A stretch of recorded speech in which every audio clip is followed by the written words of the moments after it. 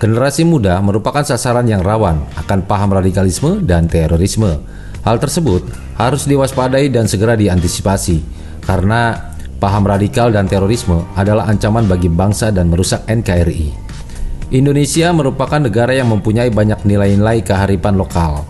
Nilai-nilai yang lahir dan berkembang di Indonesia ini terbukti mampu menjadi benteng dari segala pengaruh buruk. Memang tak dipungkiri, perkembangan teknologi telah membuat masyarakat bias mengadopsi pandangan dari luar yang belum tentu cocok jika diterapkan di Indonesia. Salah satunya adalah khilafah yang sering digaungkan oleh kelompok radikal. Jelas, tidak tepat dan bertentangan dengan Pancasila.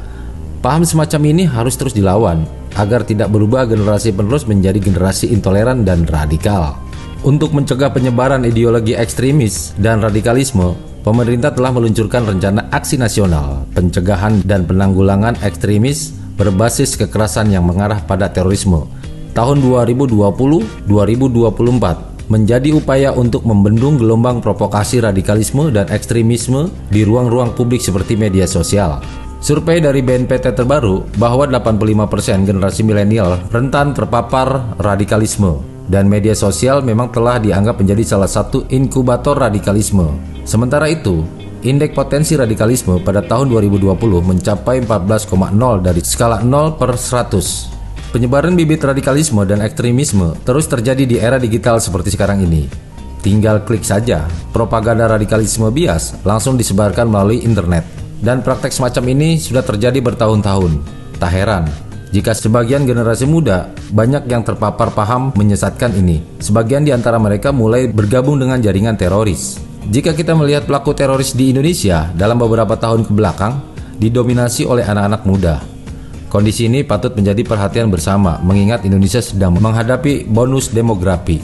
Beberapa waktu lalu, Wakil Presiden Ma'ruf Amin mengingatkan kepada semua pihak agar tidak berpuas diri walau potensi radikalisme di tanah air mengalami penurunan. Namun, kita harus selalu waspada dan tetap berusaha mencegah dan menanggulangi sikap-sikap intoleransi, radikalisme, dan ekstremisme. Pembelajaran moral Pancasila juga harus segera diatasi. Solusi untuk menghadapi dan menghambat berkembangnya penganut radikalisme adalah menumbuhkan rasa kecintaan kepada ideologi Pancasila.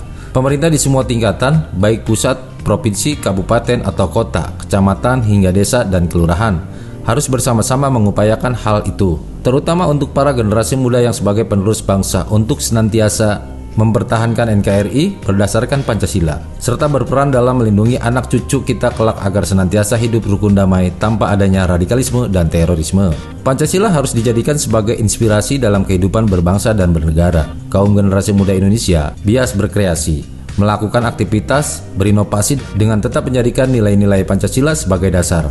Nilai-nilai nasionalisme dan Pancasila perlu terus dibumikan.